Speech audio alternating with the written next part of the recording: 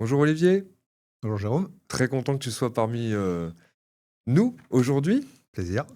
Alors, avant de te présenter, je vais rappeler le fonctionnement et pourquoi ce podcast. Donc, l'histoire de la cybersécurité, enfin, là, j'aurais préféré la SSI, mais française, comme ça tout le monde comprend. C'est un podcast pour la communauté cyber et pour comprendre, les jalons qui ont formé la cyber d'aujourd'hui à travers des interviews de personnes qui y ont assisté. Et qui de mieux que Olivier Calef pour parler, je pense, des Seahurst. Voilà, modestement, je sais, mais clairement, tu es la personne parfaite pour pouvoir nous expliquer tout l'historique et peut-être aussi même le fonctionnement pour nos jeunes ou voire nos moins jeunes qui veulent comprendre qu'est-ce que c'est derrière cet acronyme. Donc, avant de commencer, est-ce que tu pourrais te présenter et expliquer ton parcours? Eh bien, j'ai commencé à travailler en 85. À l'époque, on parlait effectivement de sécurité et pas de cybersécurité. Après avoir fait mon service militaire, parce qu'à l'époque on le faisait, comme scientifique du contingent, j'ai commencé chez Dassault Électronique pour m'occuper des réseaux. Et à l'époque, c'était les réseaux hétérogènes. Pourquoi? Parce qu'il y avait l'infrastructure classique qui était IBM SNA, et puis il y avait le reste.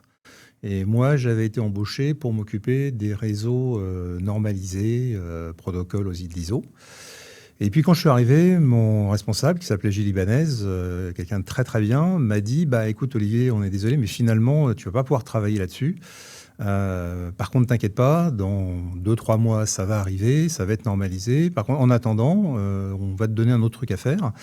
Est-ce que tu pourrais t'occuper d'un nouveau type de réseau qu'on voit apparaître comme ça dans les labos, ça s'appelle Ethernet. Et puis, il y a un protocole de communication. Alors, bon, je sais bien que c'est pas normalisé, mais ça sert quand même. Ça s'appelle TCP/IP. Donc, est-ce que tu peux t'en occuper un petit peu? Voilà, c'est comme ça que ça a commencé.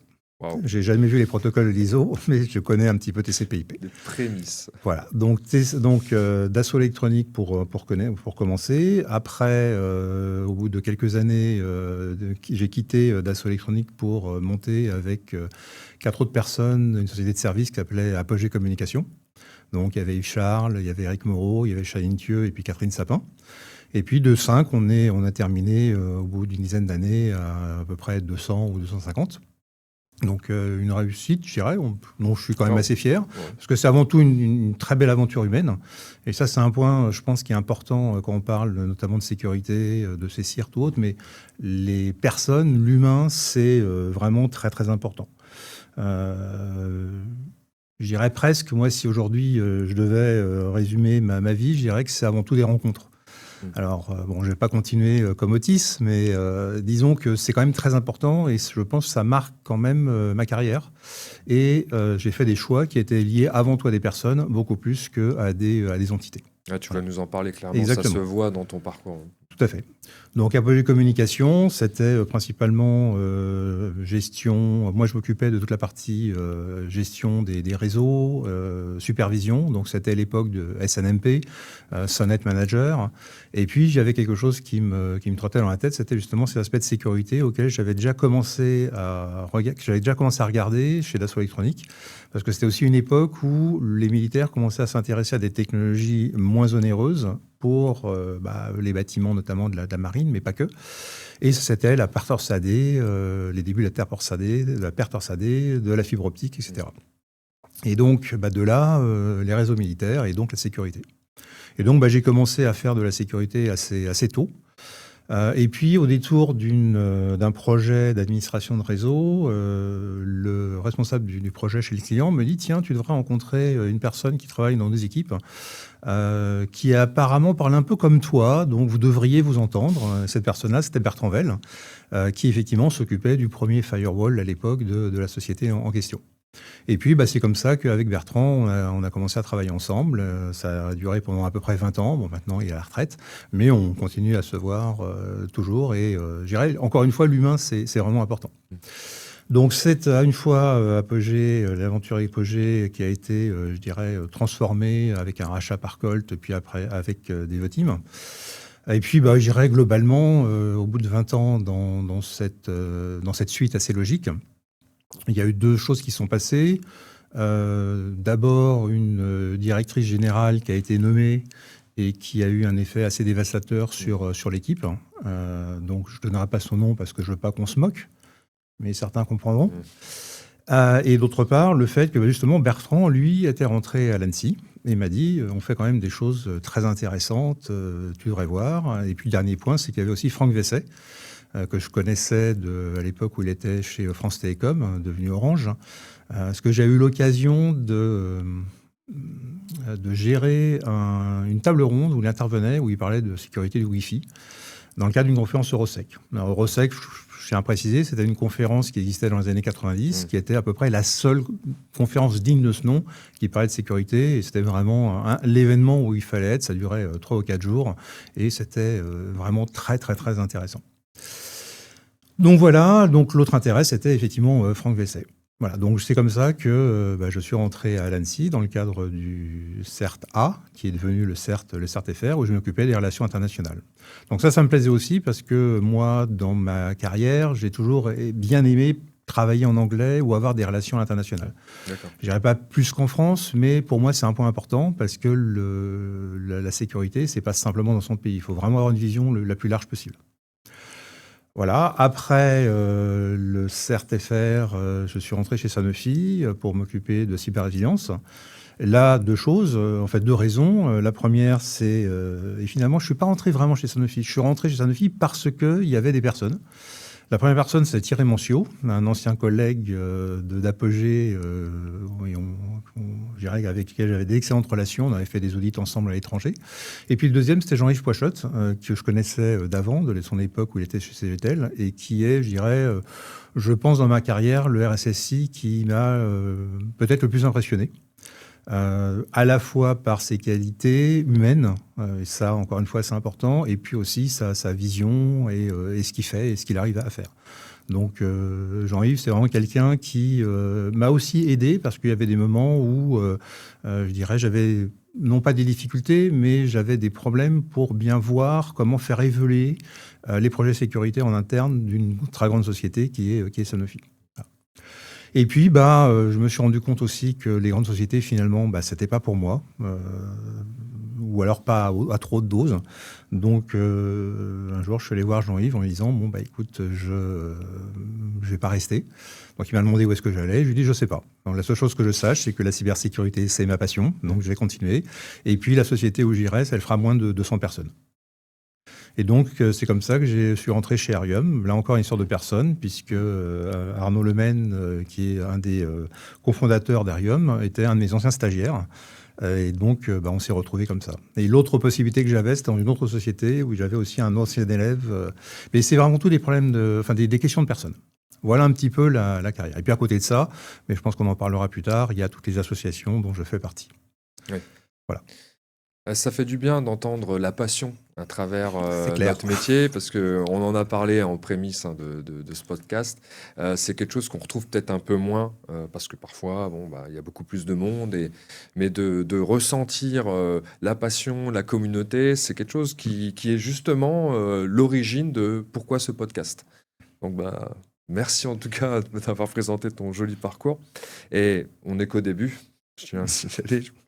Alors, une autre question. Maintenant, on va rentrer dans le sujet principal du podcast. C'est à quelle période les Seathirst sont-ils apparus dans le paysage français? Dans quel contexte? Alors, avant de parler de Seathirst, je pense qu'il faut pour l'auditoire expliquer la différence entre un Seathirst et un CERT. Et donc, de façon générale, j'ai une formulation qui est très simple. C'est qu'un CERT, c'est comme un réfrigérateur et un CERT, c'est comme un frigo. C'est-à-dire qu'un CERT, en fait, est une marque déposée. Donc, c'est pour ça que c'est la marque la plus connue. Tout le monde parle de frigo aujourd'hui, mais on devrait tous parler de réfrigérateur. Voilà. On pourrait parler de glacière, etc. On pourrait parler de SOC, de VOC, etc. Mais globalement, bien poser les choses. Maintenant, il faut aussi voir ce qu'on fait de ce vocabulaire-là au sein de son entreprise ou de son organisation.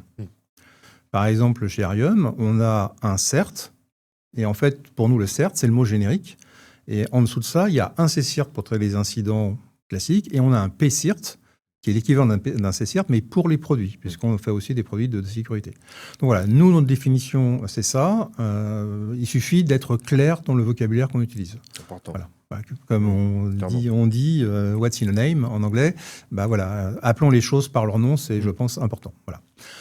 Pour revenir à ce point-là, avant de parler des C-CERT en France, je pense qu'il faut parler des C-CERT déjà en Europe. Bon, déjà, même aux États-Unis. Le tout premier, donc, c'est à peu près en 88, après le verre de l'Internet, aussi appelé le verre de Maurice. Le premier qui a été monté en Europe, c'est au Danemark. Ça, on ne le sait pas forcément, mais les premiers en 91, c'était le Danemark. Après, il y en a eu aux Pays-Bas, avec Surfnet. Et puis le dernier, c'est avec des FNCERT en 93, pardon. Voilà. Ça, c'est les 3 premiers. En France, je pense que, si je ne me dis pas de bêtises, ça va être en 96 ou en 97 que le premier a été créé. Ça devait être le CERT Renater, avec notamment David Crochemore, qui a été un des fondateurs, dont on reparlera sans doute après, parce qu'il a été aussi un des premiers à rentrer au conseil d'administration du FIRST. Et puis après, il y a eu le CERT A, devenu le CERT FR, le CERT IST, donc Apogee Communication, on en avait un, Lexi en avait un, et puis après, il y a eu XMCO, etc. etc. Ça a pas mal évolué. Mais en gros, on peut considérer que ça a commencé à la toute fin des années 90 en France. Ça a commencé à se regrouper de façon totalement informelle dans une petite association. Enfin, c'était même pas une association, c'était vraiment un groupe informel qui était plus ou moins hébergé par l'ADCSSI devenu Annecy. Et on était 4 ou 5 à se voir une fois de temps en temps. Mais une des motivations de ça, c'était aussi parce qu'avant, on se voyait à l'Eurosec. Et Eurosec n'existant plus, voilà, il fallait qu'on se voit quand même parce qu'on avait des choses à échanger. Voilà comment est-ce que ça a commencé. Et puis, donc, l'Intercert est devenu l'Intercert FR, puis l'Intercert France, association qui est maintenant bien connue. On est 127 membres ou 128 membres aujourd'hui, voilà, demandé, avec, je dirais, pas mal d'activités. Voilà. Voilà. Donc voilà comment ça a commencé en France, sur des problématiques, je dirais, de traitement d'incidents purs. Et puis, après, avec toute la partie dont on parle beaucoup maintenant, tout ce qui est la threat intel, le threat hunting, tout ce qui est playbook, procédure, etc., etc. Voilà, ça s'est industrialisé. Tout à fait. Voilà, donc c'est devenu les CERT qu'on connaît aujourd'hui. Mais c'est important de comprendre la genèse, ça c'est clair. Et ce que je rajouterai aussi, c'est que moi, en fait, je suis tombé dedans un peu par hasard. Oui. Parce que le premier firewall pare-feu que j'ai eu l'occasion d'installer, c'était en 94. À l'époque, c'était un Dexil. Je dirais, faut quand même parler de ce qu'on avait en France à l'époque. Il y avait guère que Hervé Schauer, qui faisait figure de pionnier et de précurseur avec son Internet Gateway, son Gatekeeper. C'était la seule solution qu'on avait.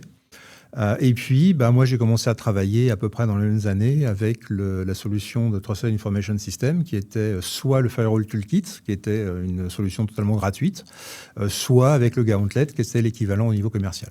Et puis après est arrivé le Firewall 1.1 de Check Point, et puis après toute la vague de firewall qu'on a vu arriver. Ouais. Et ce qui est intéressant d'ailleurs, c'est que ce genre de choses, avec Bertrand, que j'évoquais tout à l'heure, on avait fait un des premiers interop en France, justement sur la partie interconnexion, et on avait monté une architecture avec des firewalls, des solutions de sécurité, et donc les partenaires à l'époque venaient sur ce réseau-là et on faisait des démos. Voilà, et c'est, je dirais, oui, les débuts vraiment des firewalls, et surtout de la notoriété de ces firewalls-là. Parce que je me souviens avoir vu les gens de Checkpoint qui étaient venus nous voir sur un des premiers interop en disant voilà, l'année prochaine, on aimerait bien participer. Et voilà, un peu l'histoire. Donc, ça nous ramène au milieu des années 90. Oui, c'est ça, au milieu des années 90. Tout à fait. Wow. C'est sûr qu'aujourd'hui, c'est tellement quelque chose de commun qu'on ne peut même pas s'imaginer qu'à l'époque, ça partait de pas grand-chose. Oui, bien sûr. Ouais. C'est comme à l'époque avec les virus ou les antivirus qui réglaient tous les problèmes de la Terre. Ouais. Bon, maintenant, les anti-malware, les EDR, les XDR, les machins DR. Mais oui, à la base, on a des technologies qui sont finalement relativement simples. Et on a aussi des technologies qui ont été créées au début, dans les années 90, voire même avant, et puis qui ont évolué. Même chose quand on parle aujourd'hui de machines virtuelles. On dit tous, les VM, les Docker, les machins, mais il faut savoir que c'est une technologie qui date des années 70-80. Quand je travaillais chez Dassault Électronique, donc j'étais aussi sur environnement mainframe, et sur les mainframes, tout le monde connaît MVS. Mais ce qu'il faut savoir, c'est que sur la partie technique, sur les mainframes, on avait un autre système d'exploitation qui s'appelait VM. VM, je vous laisse deviner ce que ça veut dire, mais c'était ça à la base, la virtualisation.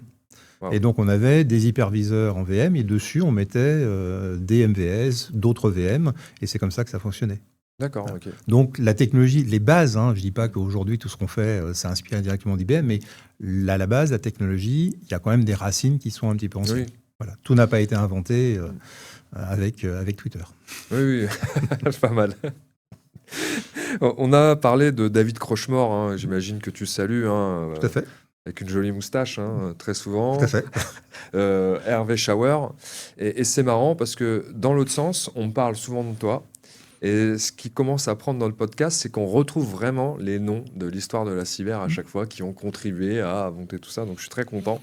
Il y en a d'autres qu'on peut citer. Oui, allons-y parce que l'histoire se Il des y a hommes. Philippe Bourgeois, par exemple, qui travaille au CERT IST depuis quasiment Oui. ses débuts, et qui notamment fait un bilan, un panorama de la cyber ou de la sécurité tous les ans lors du forum du CERT IST, qui est quelqu'un que j'apprécie énormément et qui, je dirais, a une culture aussi en matière de sécurité et de cybersécurité qui est immense. Et c'est important de pouvoir justement s'appuyer sur ce genre de personnes quand on se pose des questions.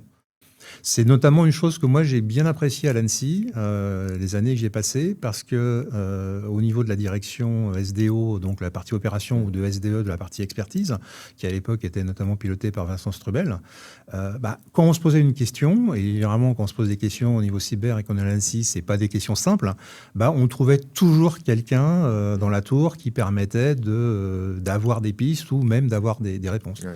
Et c'est un écosystème et c'est, je dirais, une culture qui est très, très, très enrichissante.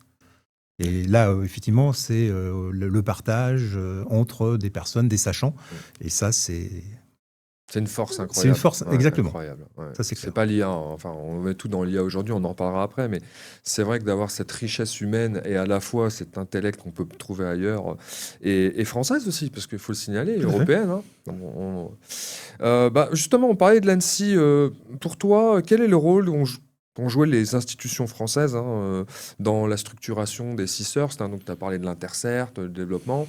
Est-ce qu'ils ont vraiment eu un fort impact sur le développement, sur les échanges, l'associatif Est-ce que tu peux nous parler peut-être plus de l'association aujourd'hui qui regroupe tous les CISRS?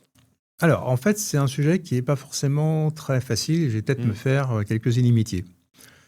Globalement, il faut bien se dire que le partage, c'est quelque chose qui n'est pas toujours naturel pour tout le monde.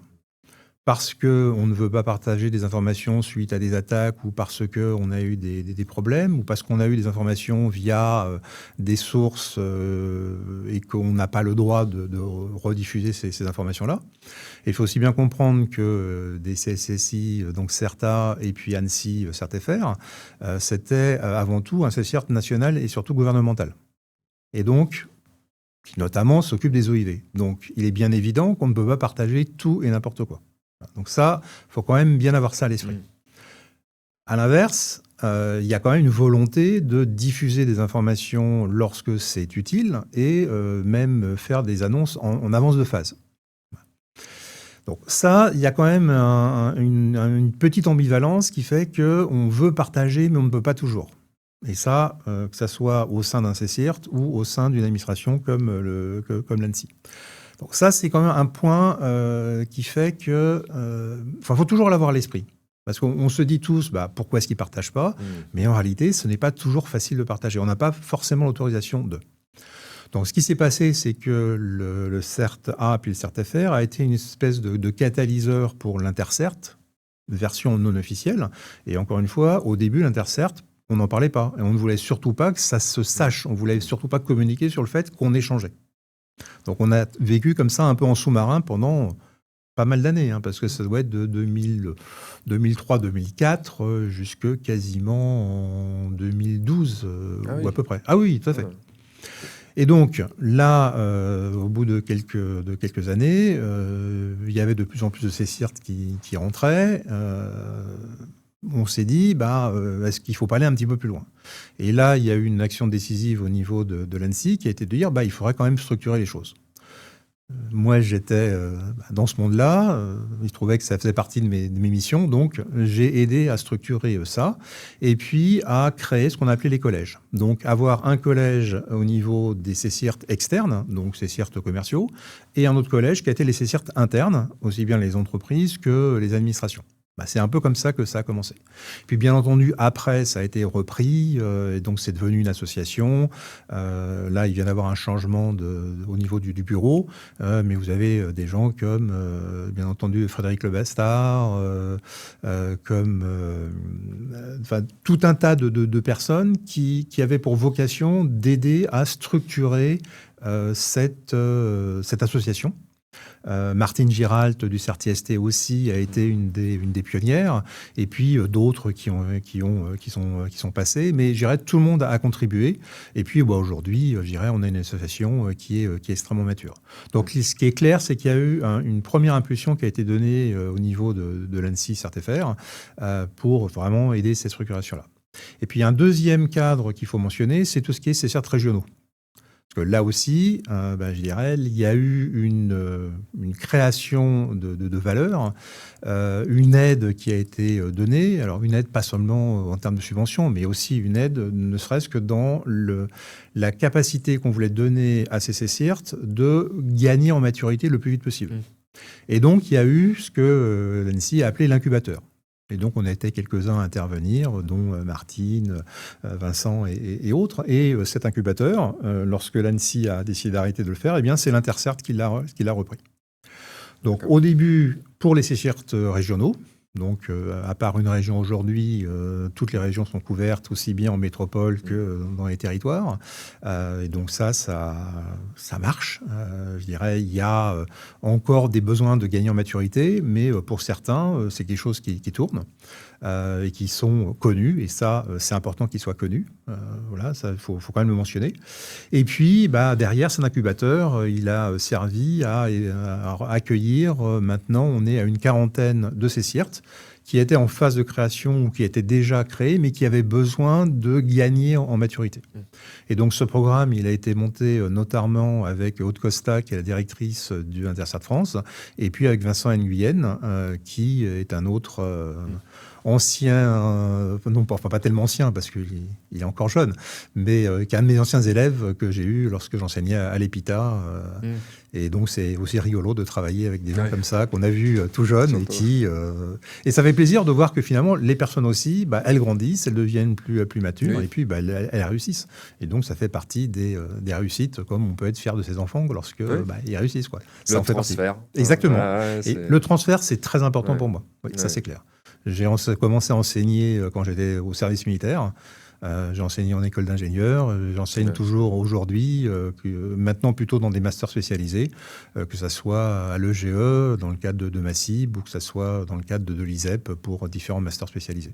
Et aussi au niveau formation professionnelle et continue, que ce soit en France ou à l'étranger, sur des aspects de maturité de ces CERT, par exemple. Ouais, ça c'est aussi important pour aider.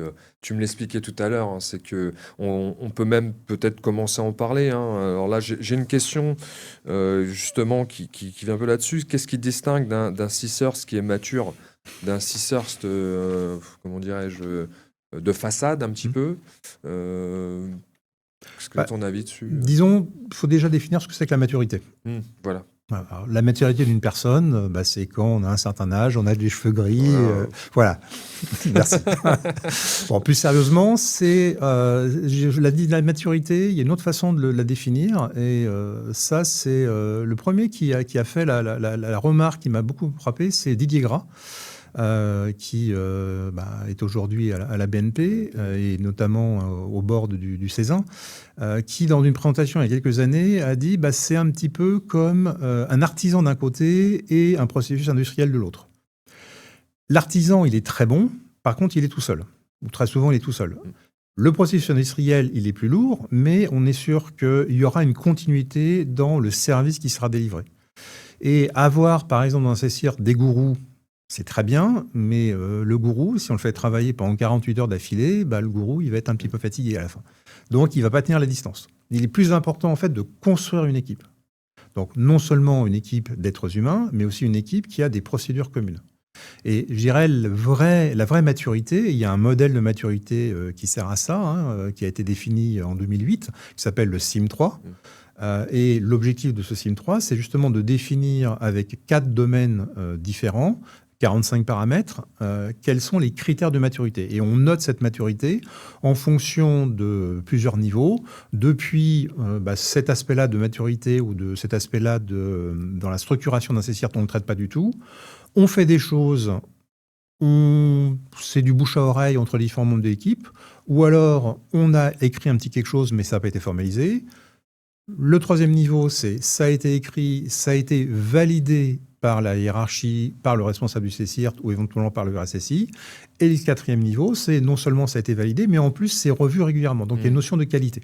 CMMI est un peu dans le même principe. C'est quasiment les mêmes principes que CMMI, tout à fait. Et là, c'est sur des domaines qui sont les aspects d'organisation, et notamment le mandat d'un CCIRT, parce que ça paraît évident, mais quel est le vrai mandat d'un CCIRT ?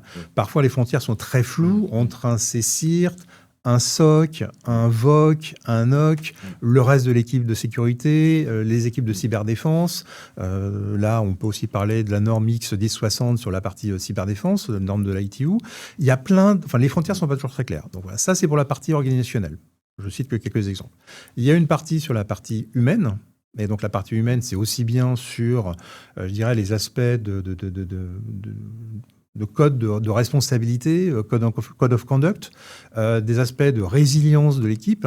Combien de personnes est-ce qu'on a pour assurer le service qu'on a défini dans la partie organisationnelle, d'autres paramètres dans la partie organisationnelle, c'est par exemple, quels sont les services qui sont délivrés par le CCIRT.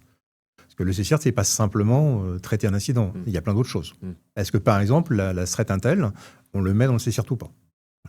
Pour ça, je ne peux que recommander le document qu'on a rédigé dans le cadre du FIRST, le groupe de travail du CCIRT Framework. Donc, c'est un cadriciel qui permet de définir, avec 5 domaines, quels sont les services qu'on est en droit d'entendre d'un CCIRT. Donc, organisation, humain, la partie outillage. Attention, la partie outillage, c'est pas quel est le produit que tu utilises. La partie outillage, c'est beaucoup plus quelles sont les règles qui régissent le fonctionnement des différents outils. Est-ce que tu as des outils qui couvrent tous les services que tu dois offrir ? C'est ça, en fait, ces aspects de maturité. Et puis, le dernier point, qui est là où il y a le plus de paramètres, il y en a 17 sur les 45, c'est la partie procédure. Et là, c'est depuis des aspects d'escalade, des aspects de fonctionnement, de traitement d'incidents particuliers, par exemple les playbooks, les SOPs, les fiches réflexes, etc. La gestion et les échanges ou les escalades avec ce qu'on appelle les constituants, c'est-à-dire les clients, même les clients internes. Et notamment sur cet aspect-là, ce n'est pas simplement quand il y a des incidents, c'est aussi en temps normal. Quel est finalement le reporting que l'on établit entre le CCIRT et ses clients. Par exemple, tous les ans, il y a l'ANSSI, il y a les NISA et d'autres entreprises qui publient des rapports sur l'état de la menace. Je dirais, lorsqu'on est dans un CCIRT, faire ça une fois par an, ce n'est pas suffisant. Donc il faut, soit tous les mois, soit tous les trimestres, il faut fournir de l'information.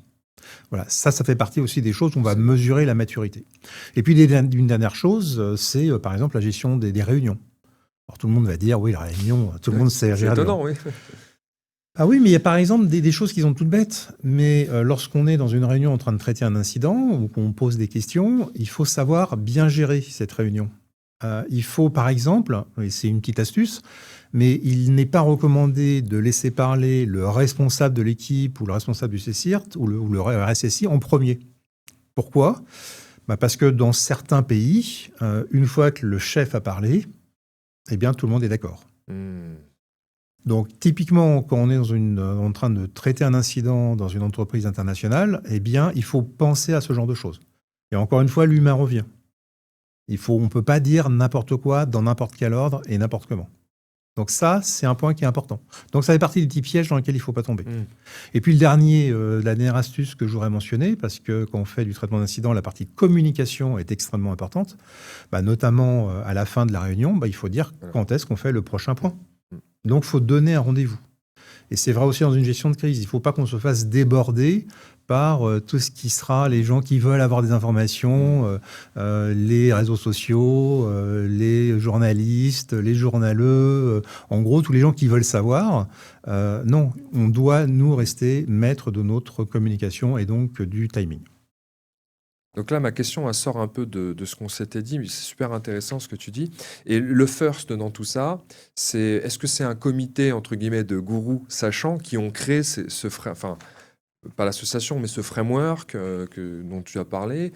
Comment c'est arrivé le côté, je dirais, système de management pour les Six First Alors, ça a commencé dans les années 90 aussi. aussi, déjà.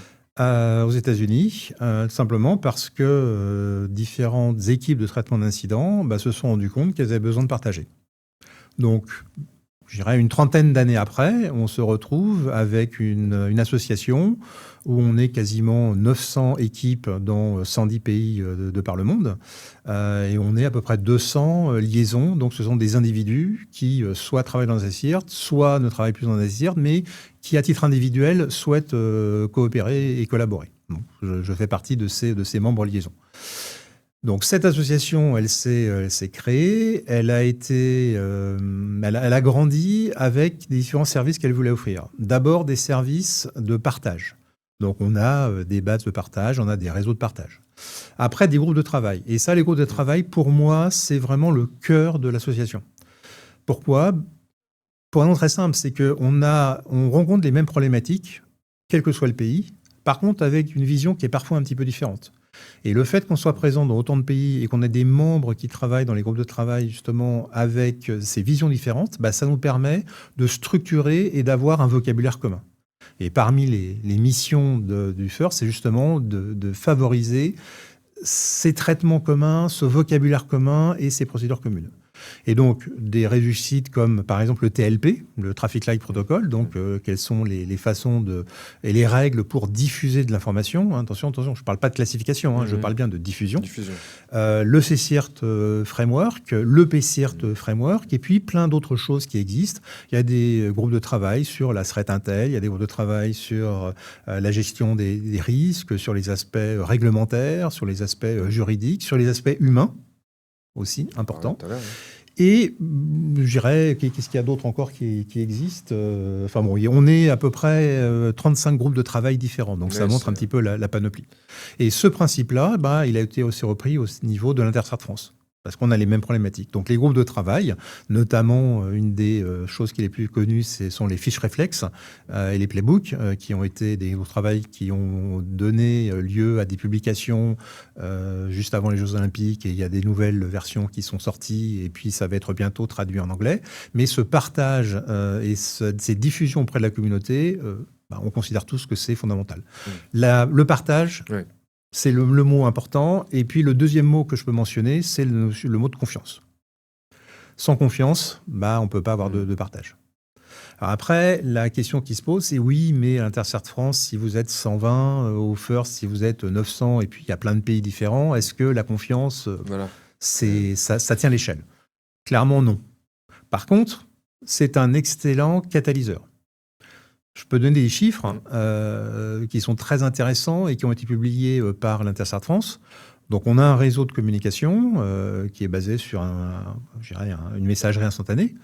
Et en fait, on se rend compte que sur les milliers de messages qui sont échangés, il y a à peu près, je crois que les chiffres, c'est 73-75% des messages qui sont des messages en one-to-one entre différentes personnes. D'accord.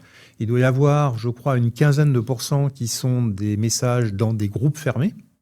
Et le reste, c'est le public. Ah oui, donc on voit que la partie qui est vue de tout le monde, elle est marginale. Ce genre d'instance, ça sert vraiment à établir des relations et après, on va travailler sur des problématiques spécifiques ou sur des incidents spécifiques. Donc, la confiance, oui, mais la confiance à plusieurs niveaux. Contrôler. Exactement. Ouais. Et puis, un point d'entrée. Si on est rentré dans l'Intercert France, c'est qu'on a été coopté. Il y a tout un processus. Le FIRST, c'est pareil. Il y a une visite sur site qui est faite pour voir quel niveau de maturité, etc. L'Intercert France, c'est exactement pareil. Mais c'est vrai aussi, par exemple, au niveau de la NCA, qui est l'association japonaise des CCIRT. Et puis, c'est vrai pour d'autres associations, au niveau de la TFC CIRT en Europe et autres. Bon, on a ce premier niveau. Et une fois qu'on est rentré, eh bien, on est, je dirais, rentré dans la communauté et on peut commencer à partager ou aller un petit peu plus loin. Voilà. C'est un super retour parce que je pense que ça va donner aussi peut-être l'envie à plein de nouvelles arrivants dans le marché de la cybersécurité, de comprendre un peu le monde du C-Cert et de peut-être avoir envie justement de se dire, bah, c'est pas que des indicateurs, hein. On C'est va clair. parler d'humain, on va parler peut-être de transfert, on va parler peut-être d'international, peut-être d'IA, automatisation plutôt, je dirais, euh, pression réglementaire.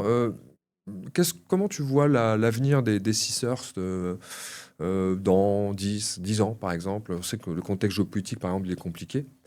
On en a discuté juste avant. Tu me disais enfin, on a entendu Winter is Coming il n'y a pas longtemps parce que c'est assez compliqué.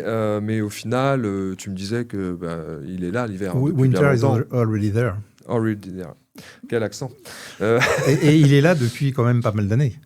Ce qu'on mentionnait tout à l'heure, c'est Oui. que tout le monde considère que les problèmes actuellement en Ukraine, ça a commencé en février 2022. Non, dans la réalité, ça a commencé en Ukraine spécifiquement dans les années 2010. En gros, on peut considérer 2012. Et puis, je dirais, la problématique en question, elle a commencé au milieu des années 2000. Il suffit de regarder les grandes attaques qu'il y avait eu en déni de service en Géorgie, en Estonie, etc. Voilà, ça, c'est des faits. Donc aujourd'hui, on ne peut pas dire qu'on a plus de boulot qu'avant dans un CSIRT.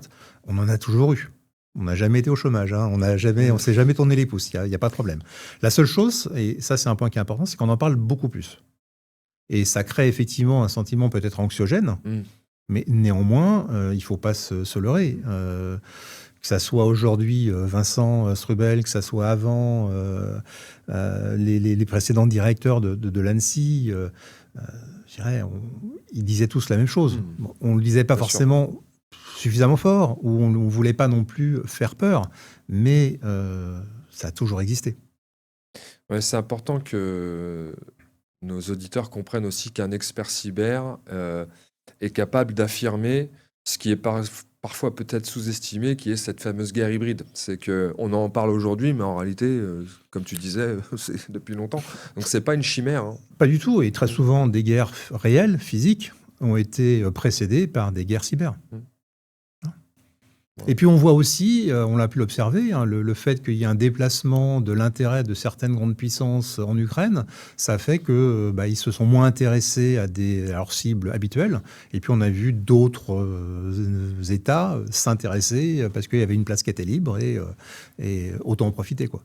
Donc c'est quand même très mouvant. Ouais. Et donc la suite, hein, pour répondre à la question, niveau réglementaire. Alors, l'outillage peut-être, est-ce qu'il y a des choses qui vont changer? Deux choses. La première, c'est que on est touché au niveau des CSIRT un petit peu, mais je pense qu'on est plus touché au niveau RSSI. Donc, je fais partie aussi du CESIN en France et de l'EXO au niveau européen, donc en tant que RSSI. Et là, on en parle énormément, mais vraiment énormément, sur tout un tas de problématiques différentes et qui sont importantes pour nous. Ça, c'est le premier point. Après, en termes de conformité, je pense qu'il faut aussi faire attention à une chose. Il ne faut pas qu'on arrive à faire de la sécurité pour être conforme et finalement oublier les fondamentaux.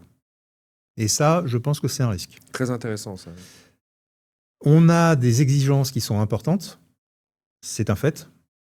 Mais ces exigences, on doit y répondre, évidemment. Mais dans certains cas, on est malheureusement obligé de faire des choix pour la conformité, alors qu'en fait, le niveau de sécurité n'est pas forcément satisfaisant. On a aussi des limitations en termes de ressources humaines, on a des limitations en termes de personnes, on ne peut pas tout faire. Donc il y a des choix qui doivent être faits. Et ça, pour moi, c'est un premier risque. Voilà. On verra ce que l'avenir nous dira. Après, on parlait rapidement là de l'IA. Personnellement, je suis un peu en retrait de ça. Contrairement à tout un tas de gens sur LinkedIn, ça fait pas 40 ans que je fais de l'IA. Hein. Désolé. Franchement, désolé. Moi, je préfère déjà qu'on parle d'automatisation et d'enrichissement des informations ou des incidents. Parce que là, en termes d'automatisation, il y a des vrais gains. Il peut y avoir un petit peu d'IA, mais je dirais c'est avant tout le terme d'automatisation, moi, qui m'intéresse. Et je suis plutôt quelqu'un de concret, de pragmatique, et aujourd'hui, j'ai des vrais besoins. Donc ça m'intéresse. Oui, tout à fait. Donc je préfère parler d'automatisation, d'enrichissement, et aussi du fait que cet enrichissement, il est important parce que les choses bougent vite. Tout le monde se concentre sur les IOC, les indicateurs de compromission. OK, mais les IOC, ça bouge, ça vit. Moi, ce qui m'intéresse beaucoup plus, ce sont les TTP. Donc finalement, les techniques, les outils et je dirais les principes qui sont utilisés par le groupe d'attaquants. Parce que là, il y a des fondamentaux. Mais encore une fois, il faut connaître ces fondamentaux avant de parler des aspects techniques.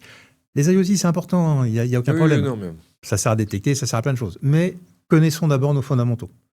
Même chose, quelqu'un qui travaille dans un CSIRT, il doit connaître les bases des réseaux, il doit connaître les bases des systèmes.